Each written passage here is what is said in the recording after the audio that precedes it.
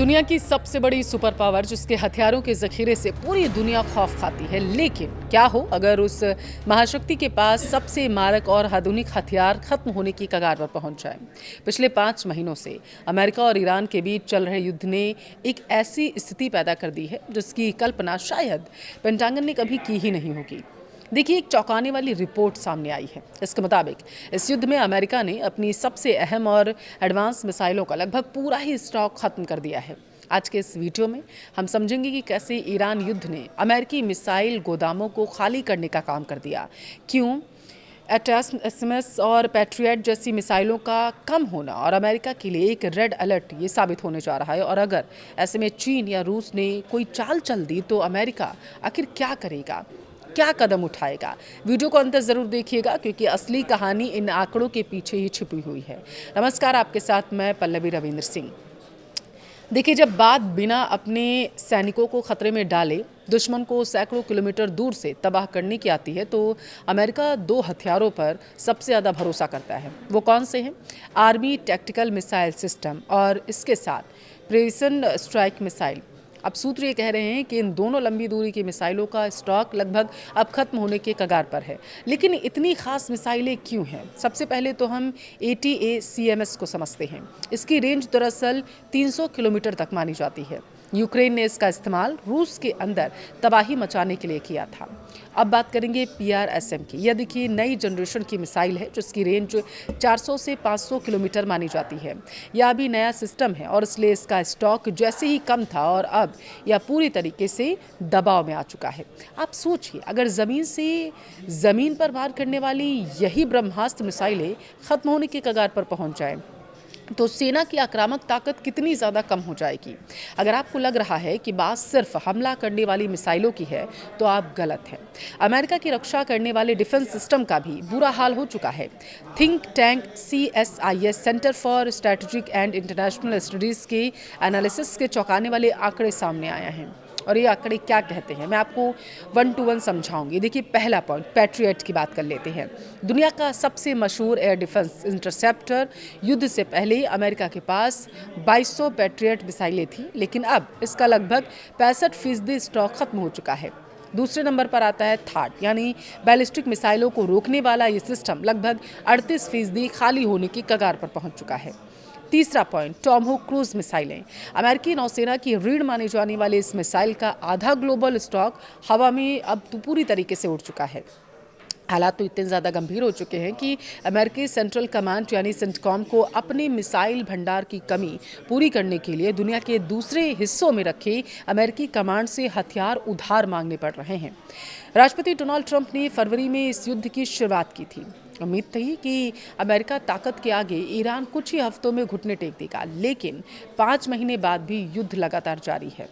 अब वाशिंगटन में चिंता ईरान की उतनी नहीं है जितनी चीन और रूस की सताने लगी है, क्योंकि अमेरिका को लग रहा है ईरान तो लगभग अब घुटने टेक चुका होगा। अगर अमेरिका को नुकसान हो रहा है तो जाहिर सी बात है अमेरिका सोच रहा है कि ईरान को भी नुकसान हो रहा होगा।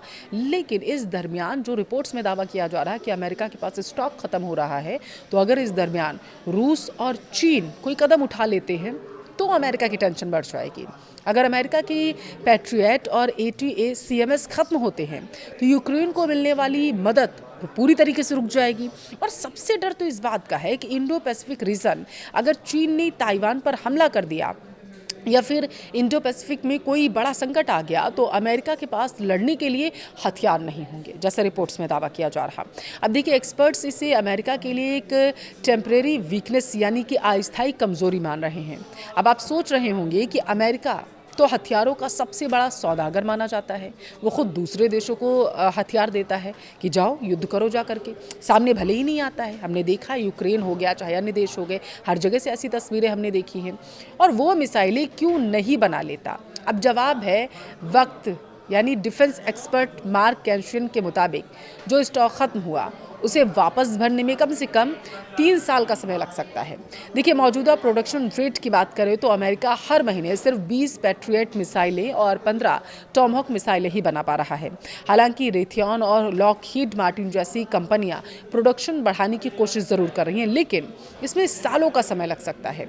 इन तमाम रिपोर्ट्स के बीच में व्हाइट हाउस और पेंटागन लगातार डैमेज कंट्रोल करने में जुटा है।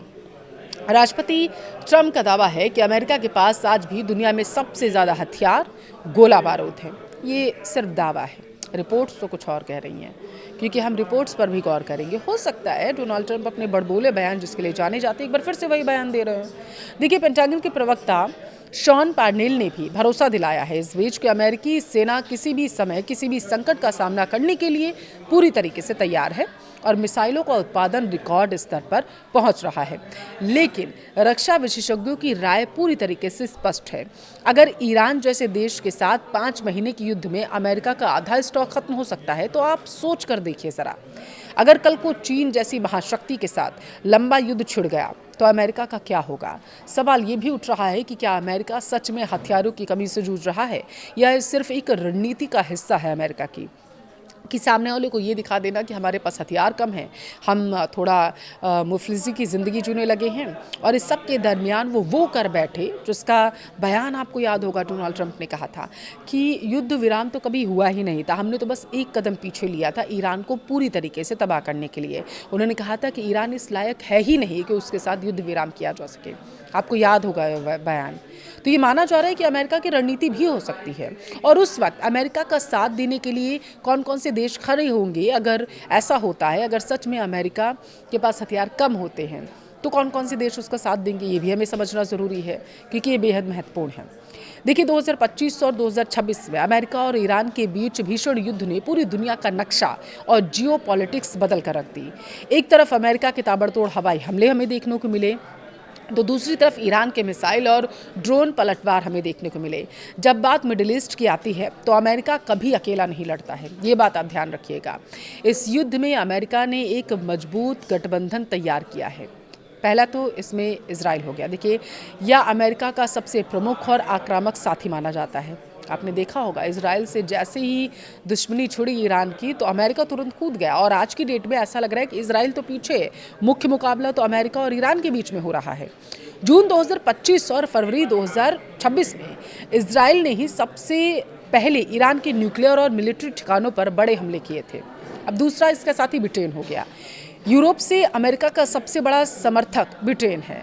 The house of Commons library की रिपोर्ट के अनुसार यूके ने सीधे तौर पर ईरान पर हमला तो नहीं किया, लेकिन अमेरिका को अपने मिलिट्री बेस जैसे डिएगो गार्सिया और RAF फेयरफोर्ट इस्तेमाल करने की पूरी तरीके से इजाज़त दी थी, ताकि हॉर्मुज स्ट्रेट में ईरानी मिसाइलों और हमलों का मुकाबला अमेरिका कर सके। तीसरा नंबर पर आता है सऊदी अरब। देखिए, अन्य खाड़ी देश भी इसमें शामिल होते हैं, हमें ये भी ध्यान रखना होगा। जुलाई 2026 तक आते आते सऊदी अरेबिया ने भी इराक में मौजूद ईरान समर्थित लड़ाकों पर हमला करना शुरू कर दिया था, अमेरिका का साथ दिया।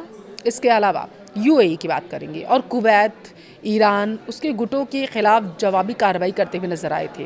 कुल मिलाकर अमेरिका को पश्चिमी देशों के साथ साथ अरब देशों का भी खुला समर्थन मिला है, जिससे ईरान पूरी तरीके से घिर चुका। अब बात करेंगे सबसे अहम हिस्से की। इस पूरी जंग की जड़ ही यही थी, ईरान का न्यूक्लियर प्रोग्राम। अमेरिका और इजराइल का मुख्य लक्ष्य ईरान को परमाणु बम बनाने से रोकना था, लेकिन क्या वो इसमें पूरी तरीके से सफल हुआ? क्या आप सोचते हैं वो सफल हुआ?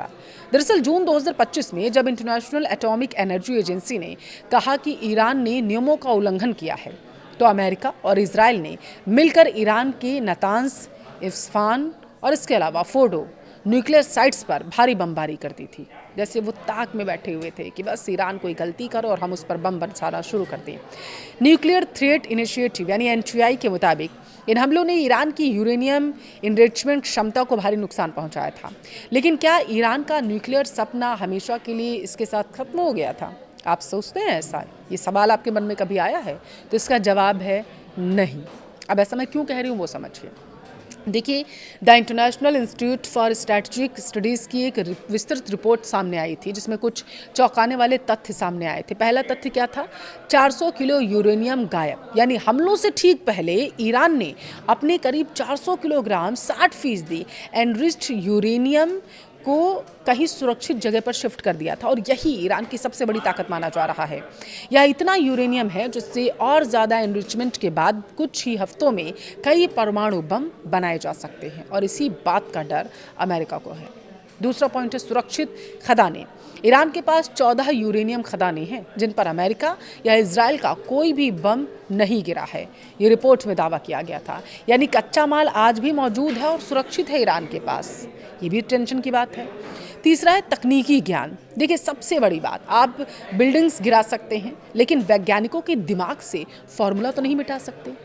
आप उन्हें बम बनाने से रोक सकते हैं, आप युद्ध में उन्हें घेर सकते हैं, लेकिन दिमाग की बातें कहाँ लेकर जाएंगे भाई। देखिए ईरान के पास बम बनाने की पूरी तकनीक आज भी मौजूद है। अमेरिका और उसके सहयोगियों ने मिलकर ईरान के न्यूक्लियर प्रोग्राम को कम से कम कई सालों तक पीछे धकेल दिया था, लेकिन उन्होंने इसे जड़ से पूरी तरीके से नष्ट नहीं किया।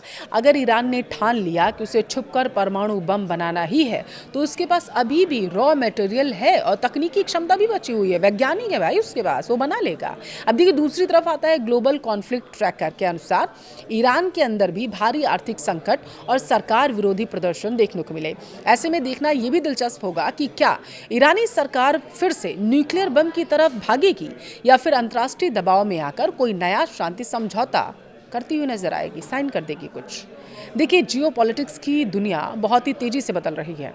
अब आपको क्या लगता है, क्या अमेरिका भविष्य में ईरान को पूरी तरीके से न्यूक्लियर मुक्त कर पाएगा या ईरान चुपके से परमाणु बम बनाने में कामयाब हो जाएगा? अपनी राय मुझे कमेंट में जरूर दीजिएगा।